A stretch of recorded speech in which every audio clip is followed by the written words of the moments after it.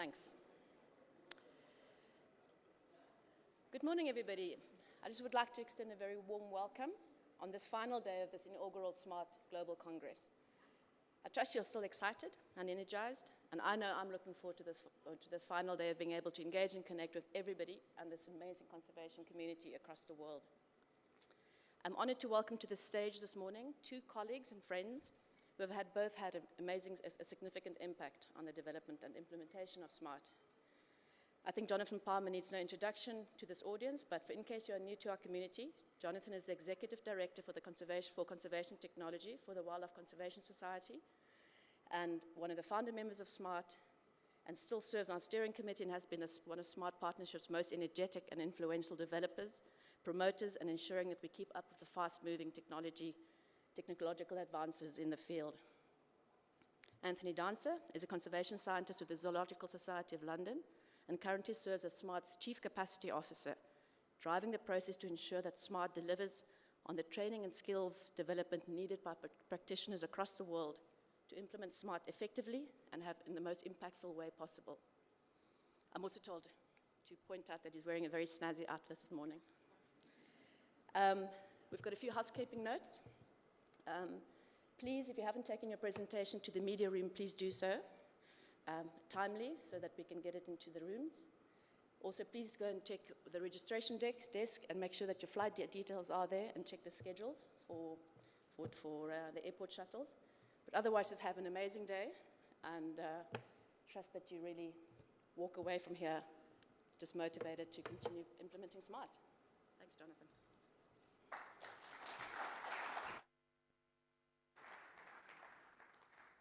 Thank you, Elsaby. It's such an honor to be here with such an incredible community. Today I'm going to talk a little bit about the incredible journey we've all had together with SMART. We all know SMART is a tool that provides a diverse number of services, including patrol planning, profiles, and many other. This journey started in 2011 with a technology with a white paper and continues to go through today. Here's the actual white paper that we sent out to 28 different companies when we first did an RFP for SMART. As Rich mentioned, on the first day, we created the beta release in 2012 without a formal logo, and we had this little donkey here. 2013 was the day, or the year that we actually released the first version of SMART. SMART for law enforcement, what we now call SMART Patrol. A year later, we took on the challenge of supporting mobile data collection. And working with Justin Stevenson and the Cyber Tracker team, we released SMART Cyber Tracker. The journey continued a year later, building SMART Survey, a tool to allow people to capture ecological monitoring and other survey data through SMART. The innovation continued in 2017 when we released SMART Connect, our first cloud-based platform. A year later, again, we took our efforts to build a small intelligence module within SMART and built a standalone, sophisticated model to allow you to capture intelligence and relationships between entities across a protected area. And then a year later, based on your feedback, we took that SMART intelligence module and created a totally generalized module called SMART Profiles, allowing you to build any database you dream of to support your work. We didn't stop. 2020, we totally refreshed SMART Mobile, creating a new and compelling interface for SMART and uplifting the interface of SMART Desktop itself. A year later, we released SMART Collect, a tool that allows you to collect data, not just on patrols, but by any member of your staff. They can pick up an app and report something, or citizen scientists or tourists can capture that data. We realized that as SMART Connect was being adopted, we needed to step up and provide you not only SMART Connect, a piece of software, but the service. And we now host over 300 organizations in SMART Connect. We also, in 2011, made major enhancements with the data model. 2022, we launched our first integration with sensors with the support from the AI2 team and WPS. We built Gundi and allowed sensors to feed into SMART.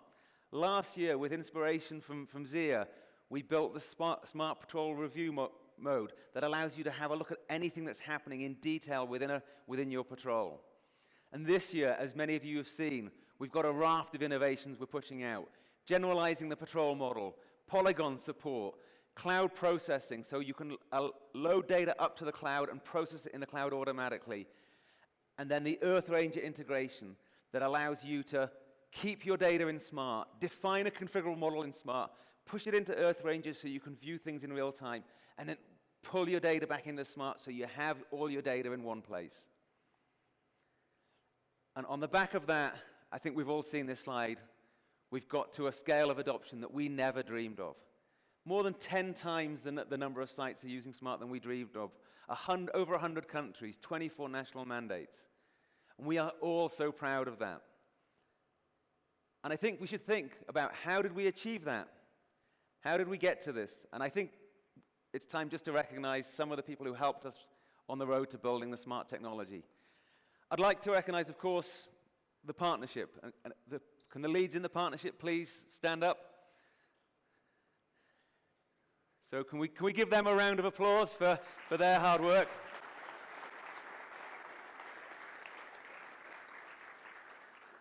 And from a technology point of view, they're very important, but there are other people who are more important.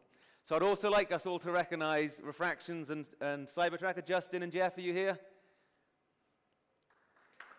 Cool.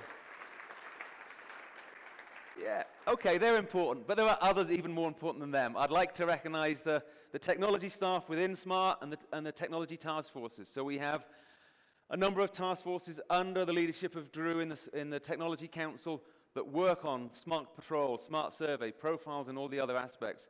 And we also have James and Oliver working hard. So James and Oliver, if you can stand up.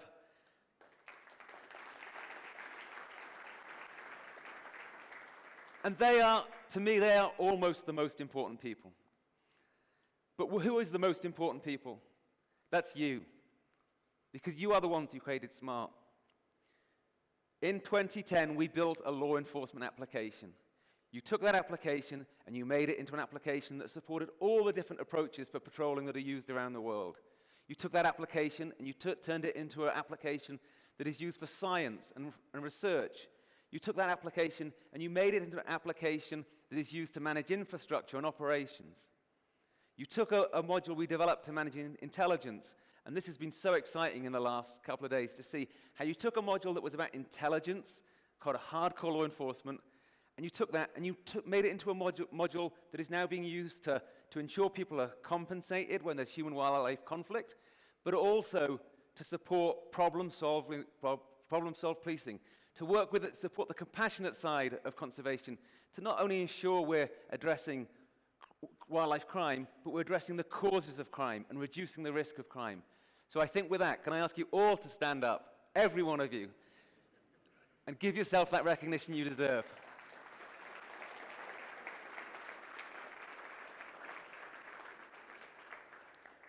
Cool. So as you've seen, we've innovated year on year with SMART, and that's never going to stop. But as we look to the future, we're also thinking about the broader context. It's a challenging time for the planet. We've gone from being in an industry that was about saving wildlife and wild places to an industry that's also addressing the most fundamental challenges to humanity. We may not just be about saving wildlife and wild places, we're also about saving humanity. And that's an amazing challenge that's ahead of us. But what's inspiring to be in this community is we're also incredibly optimistic.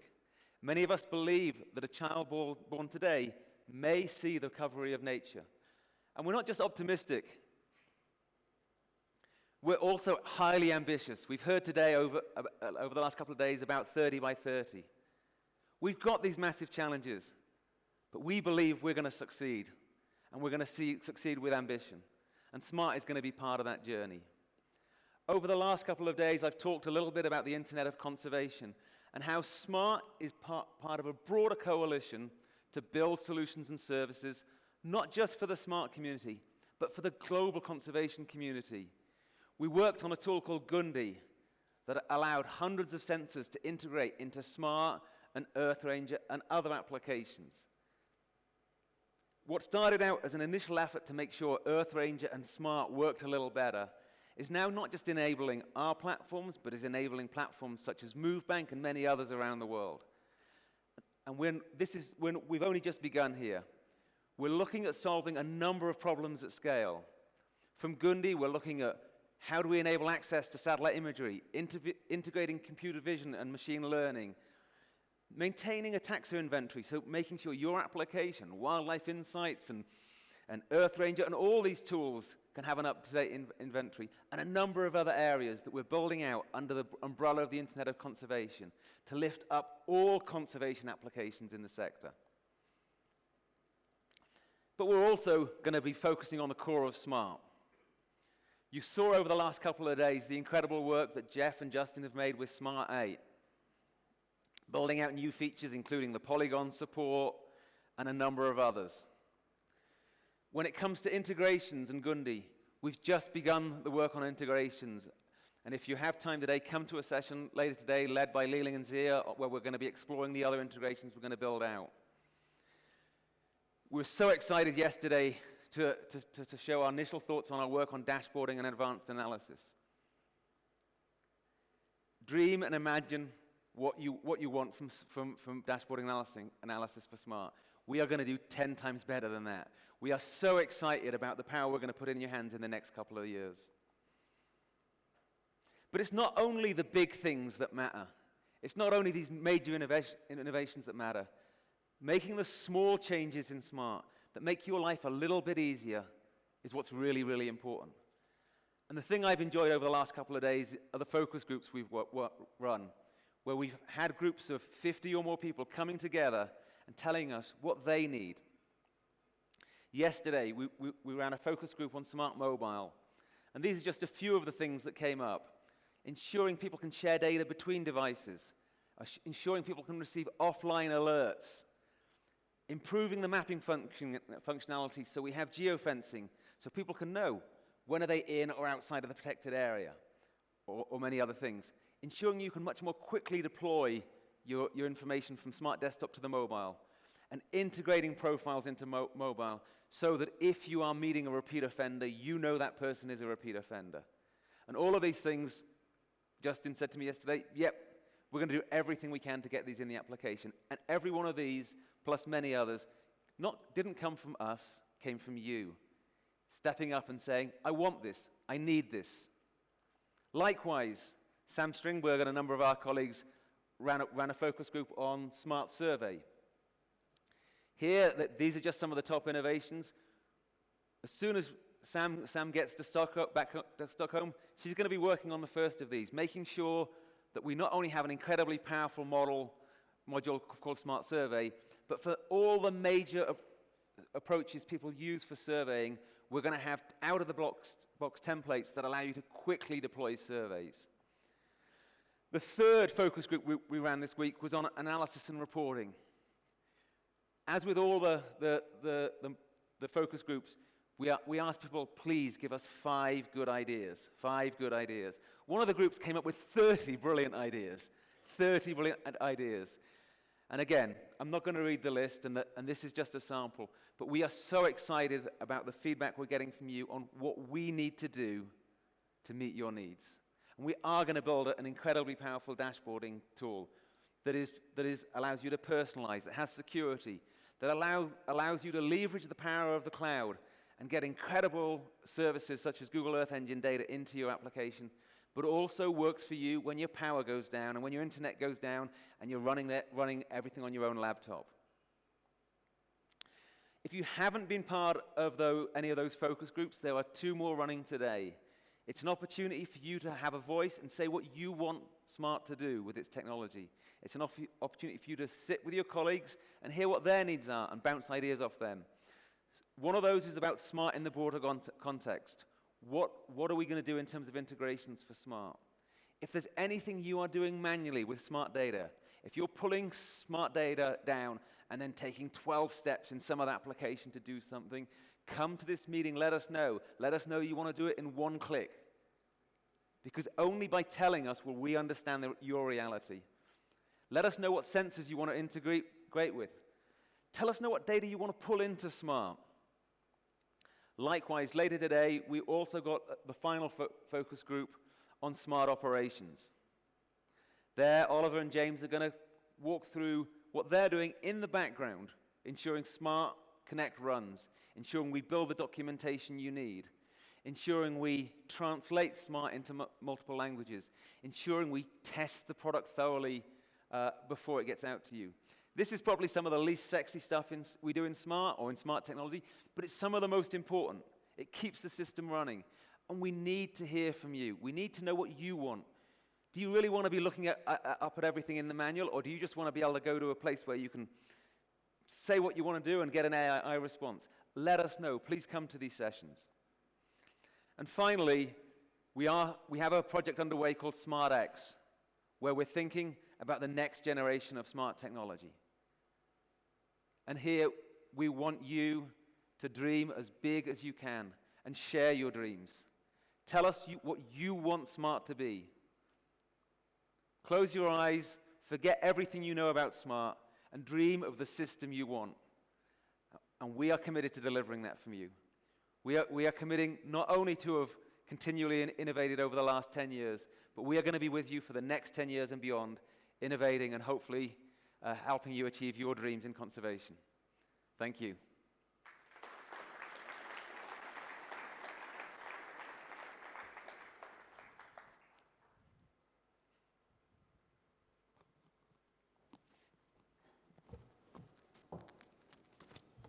Thank you, Jonathan. That was great. Thank you, Elsterby, as well. I should probably also thank James Slade. Yep, I am looking dapper today. Thank you. Yeah, good morning, everyone. Hello. Welcome to day 3 of Smart's first ever Global Congress. Yeah, it's been said a few times, but it is really quite remarkable to have the community together like this. So thank you, everyone, for being here. Thank you for making the effort. So my name is Anthony Dancer. Like it's been said, my day job is with ZSL in London, where I lead our monitoring and our technology work, and I also act as Chief Capacity Officer for the SMART Partnership, overseeing our work around capacity and training, and that's what I'll be talking about today. And it has to be said at the outset, can we get it on the middle screen? Anyway, okay, oh, cool. At the outset, that it is absolutely fundamental to the work that we do. You've seen this a few times, the 3 core components of SMART: our community, our technology, and our capacity. It's my job today to tell you about how capacity is integral to all of that, why we think it's so important, and what our vision is for the future. Before I do that, though, I want to take a bit of a step back, tell you about how we've come to this point, why we think capacity is so important. So, to begin, and this is the very broad context, you all know this, but bear with me, it does bear repeating. People working in protected and conserved areas are operating in extremely difficult circumstances.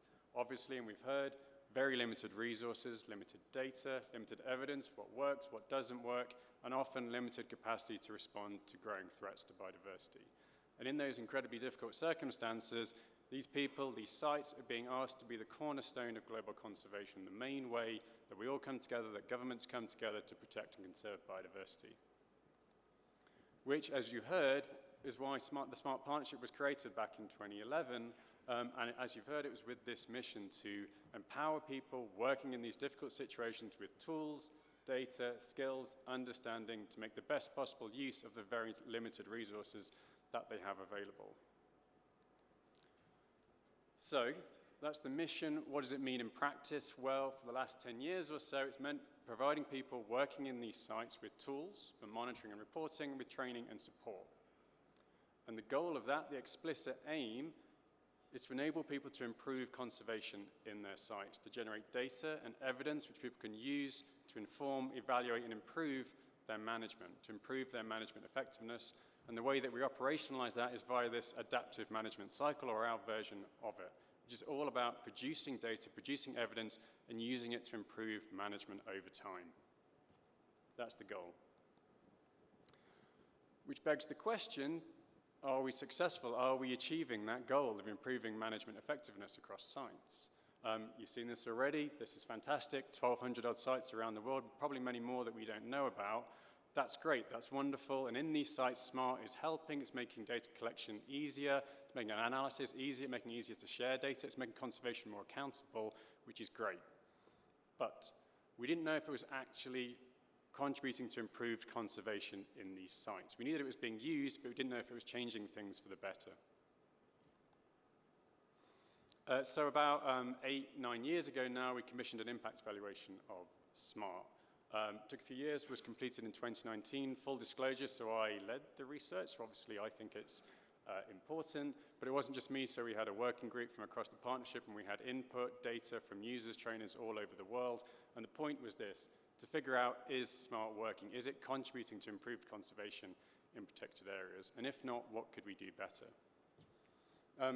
So I'm going to talk you through some of the findings from this work, which are foundational to the capacity work that we do now. Before I do that, though, so this was, 9 years ago now that we started this. As you've heard, SMART was very different back then. It was a ranger-based monitoring tool, a patrol management tool. Obviously, things have changed, and I'll tell you how we're accounting for that.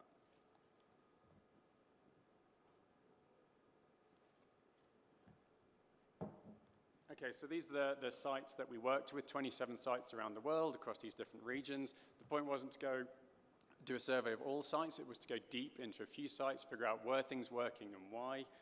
And like I said, we had input data from users across all of these sites.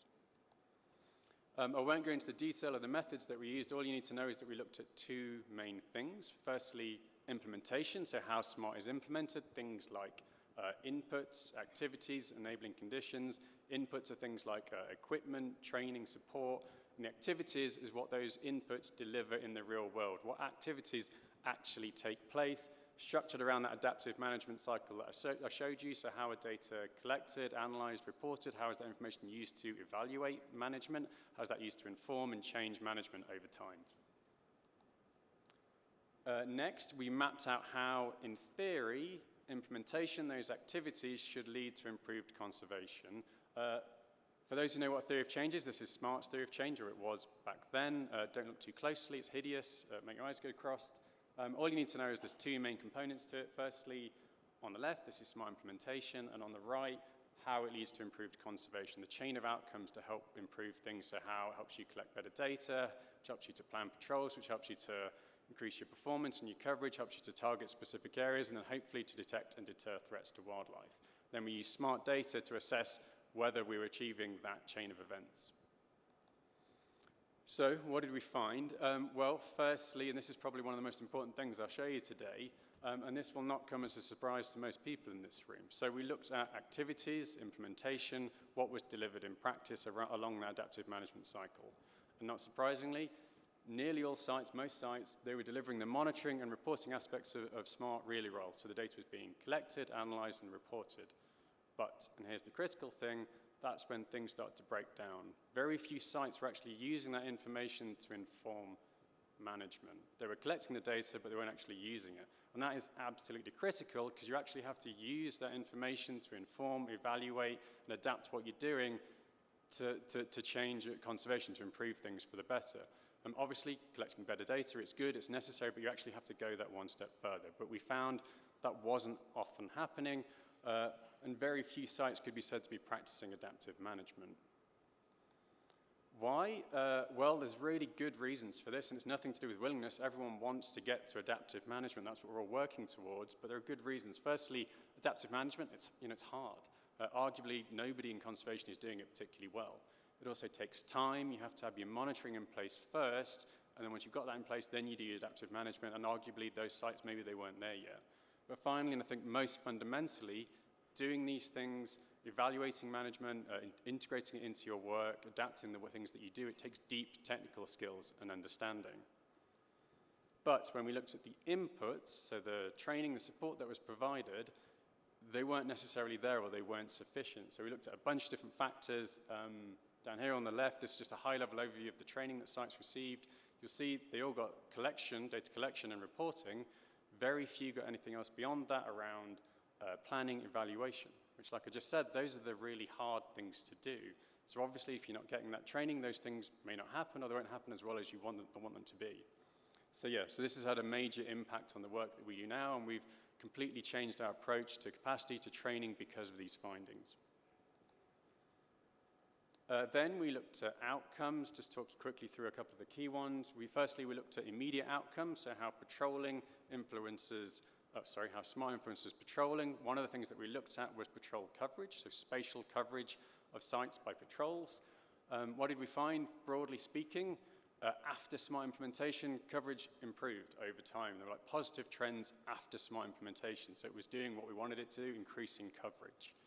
But coverage was still generally quite low, often because there just weren't the resources to increase patrolling further. You can optimize using SMART, but ultimately you'll need new ranges, new funding to really increase coverage. And that's important for a number of reasons, which I can talk to, but one of them is that making sense of data collected by rangers, making sense of it, analyzing it, interpreting it, when coverage is that low, again, it takes deep technical skills and understanding.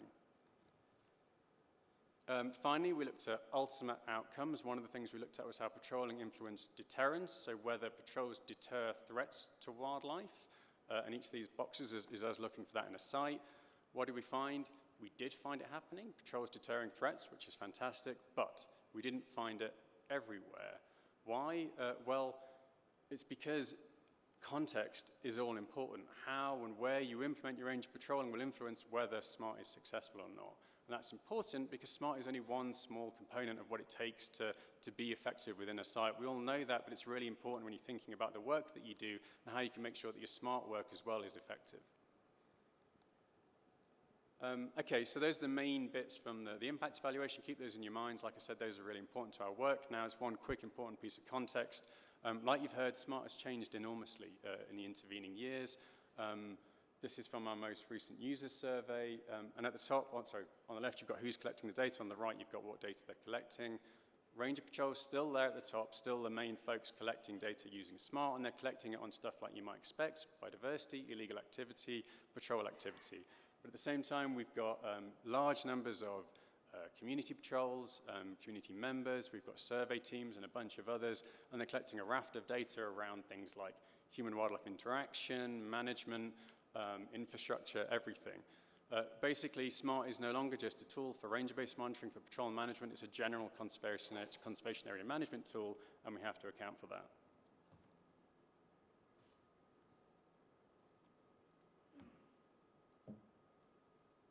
Okay, so that is the context. Basically what you have is people around the world using SMART for monitoring and reporting in really diverse ways, which is fantastic. But a lot of sites not using that information to inform their management for really good reasons because of shortfalls in skills, understanding, and capacity. So as a result of that, we have changed how we approach capacity development and training within SMART. And it's all based around this vision. That conservationists around the world, like yourselves, have the skills, the understanding, and the best practices needed to monitor sites effectively and to use that information to inform, evaluate, and improve management, leveraging SMART technology. So that's the vision. What does it mean? What does it mean to us? I'm just going to explain what that's about and how we're going to deliver on that vision. Firstly, we've changed how we govern ourselves. So we now have a capacity council. This is made up of users, trainers from around the world who provide expert input into the direction that we take and the work that we do. This sits alongside the Technology Council, recognizing that they're both critical to success. We also have a Chief Capacity Officer, me, making sure that we deliver on that vision. Next, recognizing that capacity is critical, but sometimes lacking, we've massively scaled up our capacity work. You know, in the past, we did what we could via the community. That's essential, that's wonderful, and we will continue to work that way. That's integral to the work that we do, but we wanted to put some resources behind it and really scale it up. So we went out, we fundraised, we got the support of the Augmentum Foundation, specifically for our capacity work, and they funded most of the work that I'm going to be talking about today. It wouldn't be possible if it wasn't without them. And we've scaled up across a bunch of different areas. First and foremost, our training events. This is the main way that we grow and empower our communities of users and trainers around the world. Basically, what we do is we hold mass training events at national scales, at regional scales. A few examples. This is from Kenya, year before last. I am there in the middle at the back with a particularly shiny head. This is Cambodia, May last year. Rwanda in August, September. I am there on the right again, with a cap this time, which is good. And this is, Madagascar just a few months ago. Anyway, these training events, we try to hold them regularly. We try to hold them around the world. Most of those examples were from Africa, but this year we're looking at Europe, Latin America, for example. In general, we try to make these events free to attend. We cover the fees, the accommodation, and so on. You just have to get to the venue. And like I said, it's the main way that we grow and empower the community, so we'll continue to do more of these. We also hold webinars, particularly if there's a new release, new functionality. Based on some feedback this week, we might try and do beyond that, like things like adaptive management. And here's a nice example, and that's Rich taking people through new features in Smart 7. Okay, that's great. Obviously, not everyone can get to an in-person training. A webinar will only take you so far, so we're also developing new resources to help people self-direct their own learning across a few different fronts. Obviously, there's the technical manuals. These are great. They cover all the core components of SMART, including our community tools, our survey tools. There's increasing numbers of translations. I think you've heard we're developing a wiki format so you can search and access them more easily. Also on the website, the resource library. Any learning resource that the community has produced and shared with us, it's stored there, so do check it out. Even more excitingly, no, not more excitingly, equally excitingly, I'm very happy to announce that here at the Congress, well, I think it's already been announced, but we're launching our first ever online learning platform for SMART, which is very exciting. Basically, a place where anyone can go and for free take an entire course in how to use SMART for conservation. At first, there'll be 3 courses, a data collector's course, an analyst course, and a manager's course. The French will be in, the analyst course will be in French. Over time, we'll include other courses like for trainers and community members and survey teams, and we'll try and translate more courses. Ultimately, we'll probably suggest that if you're going to come to an in-person training, do the online course first, get the basics down, and we'll focus on the hard stuff like adaptive management in person. Next, communities. Like you've heard, this is where our true strength lies. It's users in the field, trainers in the field who have the best knowledge and experience of what works and what doesn't work. So we have a bunch of different activities which are about connecting people, allowing them to share ideas, resources, and best practices. And we have a few different things on that front. Obviously, community forums, still by far the best place to go if you've got a question. It's probably already been asked. The answer will be there. And if not, one of us, one of the community, will try and answer as quickly as possible. Beyond that, we've got some new initiatives. Firstly, demonstration sites. These are places where you can go, visit, learn, and see SMART being used in practice to improve conservation. And if you go on the website now, you'll see those sites which are demonstration sites. You can even nominate your own site to be a demonstration site. Regional focal points. These are champions around the world with really strong SMART skills who can connect people, bring communities together within regions. And then lastly, we're also partnering with local training institutions, places where you know you can go and get good training, quality training and support. So that's how we're scaling up our capacity work. But like I said, we're also fundamentally changing how we do our capacity work, and that's across a few fronts again. The first one, standards. This is all about enabling high standards in SMART implementation. Basically giving people tools so they can assess how effective SMART implementation is within their own sites so they can learn and improve. Okay, again, across a few different levels. Firstly, at the individual level, the main thing that we're doing here is the competence register, which hopefully some of you have heard about. It's made to align with the broader protected area competence register. Basically, what it does is lay out exhaustively the skills, the understanding needed to improve conservation using SMART at the different levels of an organization along that adaptive management cycle. The idea being is that you need to know those things to plan your capacity work, to plan your hiring, your development, your training, and so on. So do check that out. Aligned with that, shortly we'll be launching our competence assessment tool, an online tool where anyone can go there, you can assess yourself, your staff, see where the gaps are in skills and understanding so you can then focus your training efforts.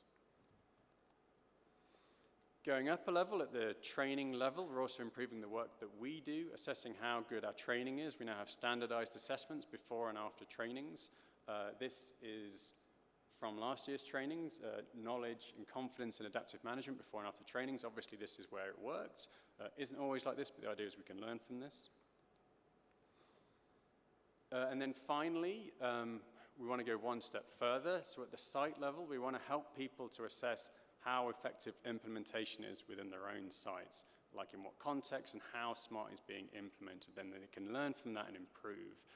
So we're going to release tools in the next few years to help them to do these things, probably using methods similar to the MET and the RAPAM, if you've heard of that. So definitely look out for this in the years ahead. Next, and this is probably the most important thing that we're doing from my perspective, and it's around something called the SMART approach, which some of you might have heard of before. And it's all based around this adaptive management cycle that I showed you earlier. And the point here is that SMART is not just a tool for monitoring and reporting. That's absolutely what it does, but it's not what it's for. SMART is to help people improve conservation within their sites by evaluating management, by informing management, by improving management.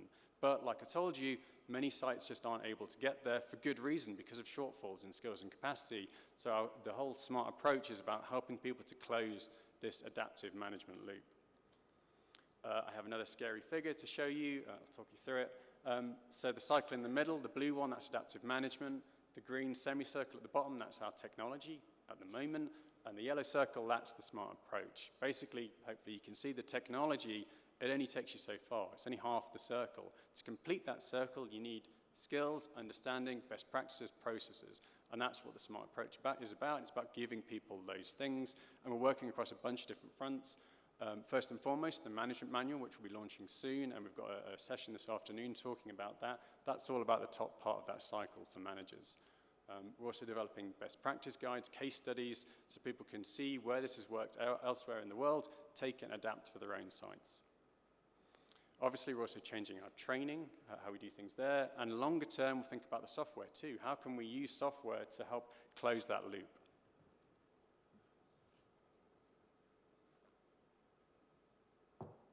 And finally, and probably most importantly, I think I've said everything's important, this is particularly important, partnerships. And the idea here is that there's so much going on within protected areas. SMART is only one small component. Monitoring, management, planning, SMART is only one tiny part of that. And from that perspective, we shouldn't be trying to do everything, not even slightly.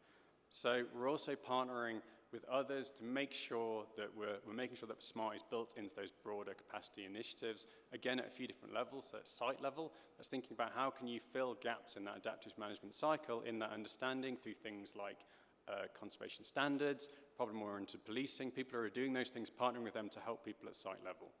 At country level, that's thinking about how can we partner with local institutions who are already providing courses in SMART, in protected area management and monitoring, and including modules around SMART. And at the global level, that's working with other initiatives, other partnerships who are doing work like this, like the Conservation Measures Partnership, like the World Commission on Protected Areas. A good example here is our work with the Met. In the most recent Met Handbook, there's a chapter on how to use SMART with the Met. Anyway, that's almost it from me. If I leave you with anything, if one thing, it's this. SMART is a tool for monitoring and reporting. It absolutely is. That is what it does. It's central to what it is. But it's also much more than that. It's a community of people who share ideas, resources, best practices. And I think most important of all, it's also an approach to how we improve conservation within sites, leveraging those things. And that is what our capacity work is all about. That is it from me. Thank you very much. Have a great final day.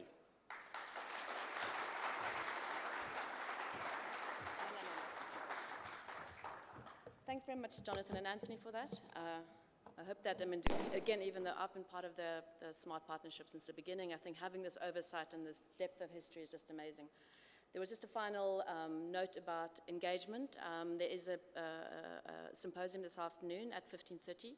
So if you're wanting to know how to get more involved, how to get more engagement, how to mentor, reach out and work with the SMART partnership, please attend this symposium. It will be in the plenary session here. So hope to see you here this afternoon, and have a great day. Thanks.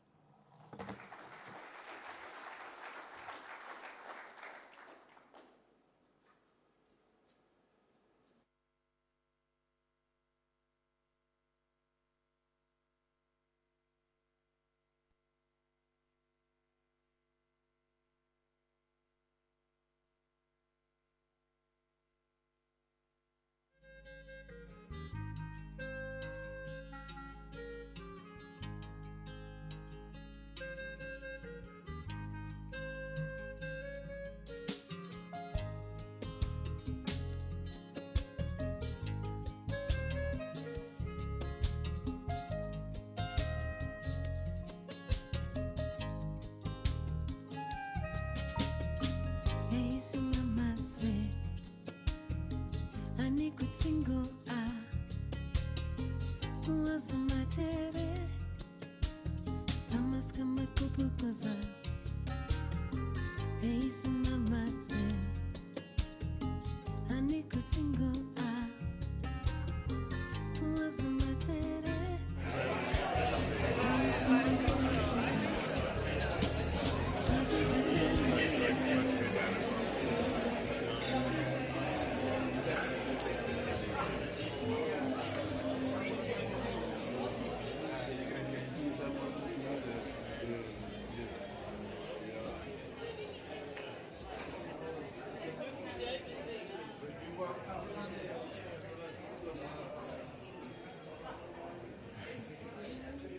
What's it in the way?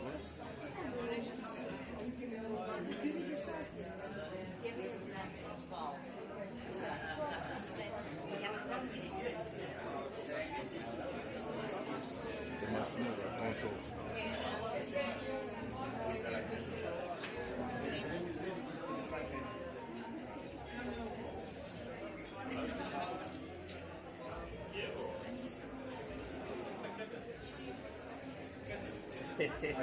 Okay.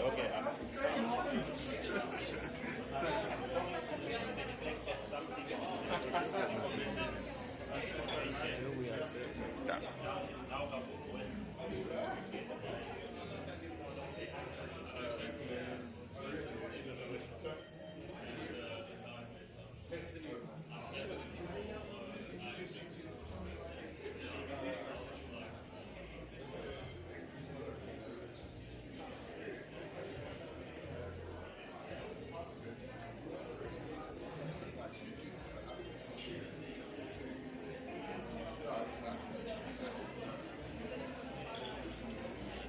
Exactly. But he's very on topic.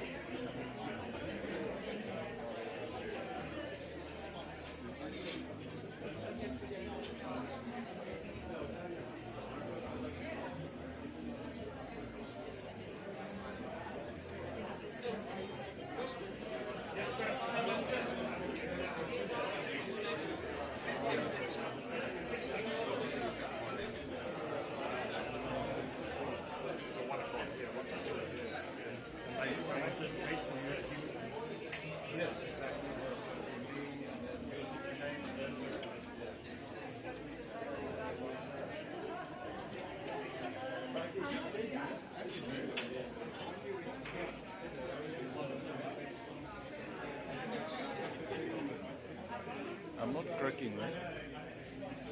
David. I know somewhere. Out of how many? Yeah. I'm coming back now.